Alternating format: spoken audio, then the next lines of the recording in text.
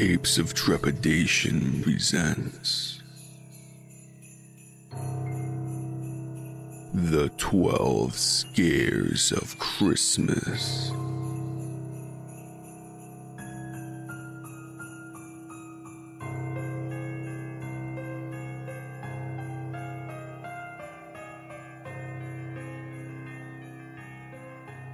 Day 4. A Very Yule Cat Christmas. Written and narrated by Madame Strangeways.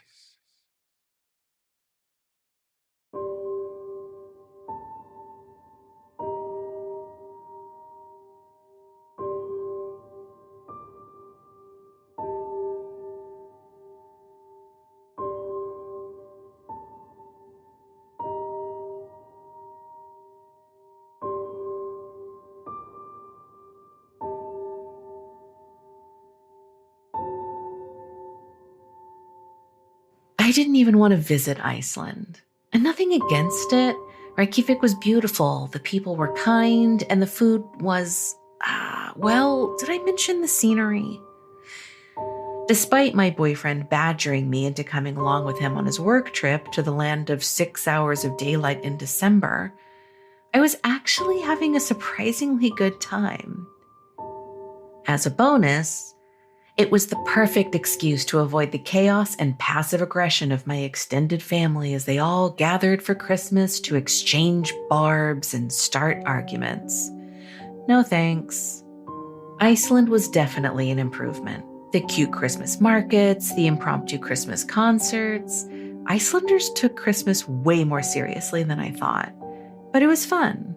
Even the copious amounts of lamb and fish were starting to grow on me. But not on Daniel.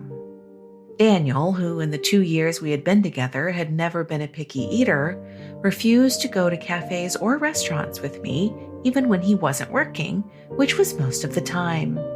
He'd come back to our bed and breakfast room late into the night with greasy Domino's pizza napkins in his pockets because apparently Icelanders love a Domino's pizza. And then he'd pass out in the other bed in the room, and then he wouldn't even kiss me before he left again the next morning to do it all again. This strange behavior of his only started on our first night when we met up with his coworkers and their partners for drinks. I didn't miss the way he laughed extra loud at his single coworkers' jokes, or how he kept repeating how crazy it was that they had never met before, despite them living on opposite sides of the US. I wasn't naive or stupid. He never worked half this hard when we were back home, and he never laughed at my jokes like that. Being cheated on didn't feel great, but like hell was I going to let him ruin both my first international trip and Christmas in one fell swoop. So I tried to pretend I was there alone, by myself, by choice. It was remarkably easy, really. I did Christmas shopping for my friends and family back home, and a little for me too. I took a day trip to visit a volcanic crater and a hot spring. I even did some walking tours of the city. Did you know that Reykjavik is largely powered by geothermal and hydroelectric sources from the underground hot springs? But the most interesting thing I heard from our tour guide was some Icelandic lore around Christmas, specifically the Yule Cat. The Yule Cat was a gigantic monster of a cat, even bigger than a house. Every Christmas Eve, it would prowl and lurk through the snowy shadows, hunting for its next victim. And how did it decide who it would eat next? Anyone who wasn't given new clothes for Christmas. Weird, I know. While we stood in front of a large metal sculpture of the Yule Cat, the tour guide even read from a famous poem about it. If they heard his meow outside, everyone was immediately unhappy. All knew he hunted people, and he did not want mice. The little children stood rosy and proud, all dressed up in their new clothes, for all who had something new to wear stayed out of the cat's grasp. I lingered there in front of the cat's statue as the rest of the tour group walked on to the next stop. Something made me reach out and place a gloved hand on its cold metal nose. Good kitty. I whispered to it because I knew good and well that Daniel wouldn't be giving me a single present this year, let alone clothing. Please don't eat me, I said. Then I jogged after my group. Basically, I wore myself out so I'd actually sleep at night instead of just lying there in bed alone, counting the minutes until Daniel finally returned to our room. Finally, it was Christmas Eve, and Daniel didn't have the excuse of working anymore to avoid me, but he still tried. He stayed on his phone and just watched TV, irritable and restless. We had always exchanged Christmas presents on Christmas Eve, but just like I expected, he made no attempt at initiating any dinner, any gift giving, initiating anything, really. I felt like a fool as I sat on the edge of my bed, a wrapped present in my lap. The paper crinkled quietly as I gently squeezed it. A scarf. He had lost his on the second day of the trip. Either that or he left it in his coworker's hotel room. It was stupid of me to buy it for him after the way that he treated me, but that poem about the Yule Cat lingered in my mind. All knew he hunted people, and he did not want mice.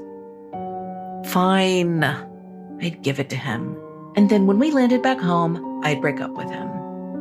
I opened my mouth to tell him, Merry Christmas, but Daniel suddenly leapt off the bed with his phone in his hands, more animated than I'd seen him all day. Actually, the entire trip. Oh shit, there's an emergency at work, Daniel said, already pulling his shoes on. I looked at the clock on the nightstand. At 6 p.m. on Christmas Eve? I asked. Yeah, that's why I said it's an emergency, he said. I'll be back as soon as I can. Don't wait up. Already, Daniel was yanking his coat on faster than I'd ever seen him get ready before. But his scarf. It was cold out there. And as ridiculous as it was, what if the Yule Cat really did exist? If it does, I thought bitterly, I hope it eats him whole. No, I hope it eats him whole and alive. I hid the gift behind my back and waved a dismissive hand at him as if to tell him, don't worry about it. It's fine. You don't need to come back anytime soon. But it didn't matter. He was already walking out the door. It closed behind him, loud and echoing. I held the wrapped scarf in front of me and took a deep, shuddering breath. Merry Christmas to me, I said, and tore it open. Later that night, I awoke with a start, bolting upright in bed at the sound of a sudden, loud, bone-shaking yowl from outside the window. It sounded like an animal, something big, something with pointy teeth and razor-sharp claws, or at least that's what my sleepy brain told me. My heart thundered in my chest and in my ears. Had I just dreamed that? I squinted over at the clock. 4 a.m. Through the weak city light filtering in through the curtains, I could tell that Daniel wasn't in his bed. Typical. I sat in silence, holding my breath, listening for any sign of him in the bathroom or shuffling around the room or any other sounds from outside. Nothing.